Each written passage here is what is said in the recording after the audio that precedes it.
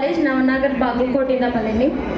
ನನ್ನ ಪ್ರಶ್ನೆ ಏನಂದ್ರೆ, ಬಾಗಲಕೋಟೆ ಬಸವೇಶ್ವರ ವಿದ್ಯಾವರ್ಧಕ ಸಂಘದ ಹೆಸರನ್ನ ಈಗ ಬಸವೇಶ್ವರ ವೀರಶೈವ ವಿದ್ಯಾವರ್ಧಕ ಸಂಘ ಎಂದು ಬದಲಾಯಿಸಿದ್ದಾರೆ. ಅದಕ್ಕೆ ನಿಮ್ಮ ಅಭಿಪ್ರಾಯ ಏನು?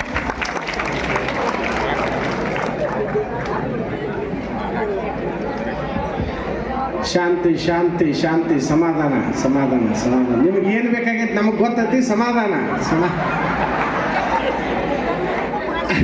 ಇರಲಿ ಬುದ್ಧಿ.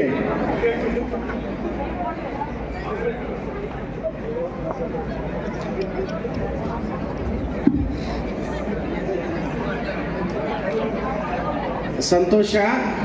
ಮತ್ತೆ ಯಾರು ಕೇಳ್ತೀನಿ ಅಂದ್ರೆ ಮುಂದಿನ ಪ್ರಶ್ನೆ. ಕೆಲವು ನೋಡಿ, ಕೆಲವು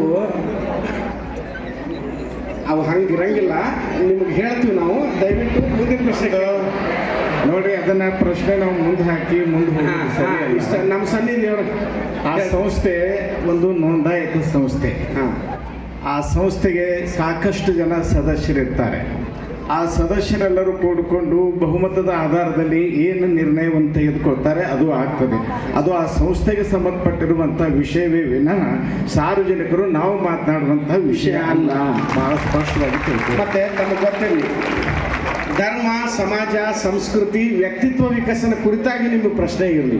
ಅಜ್ಜ ಅವರು ಸೂಚ್ಯವಾಗಿ ಹೇಳಿದ್ದಾರೆ, ತಮ್ಗೆ ಅರ್ಥ ಆಗುತ್ತೆ ಅಂತ ನಾನು ಭಾವಿಸ್ಕೊತೀನಿ.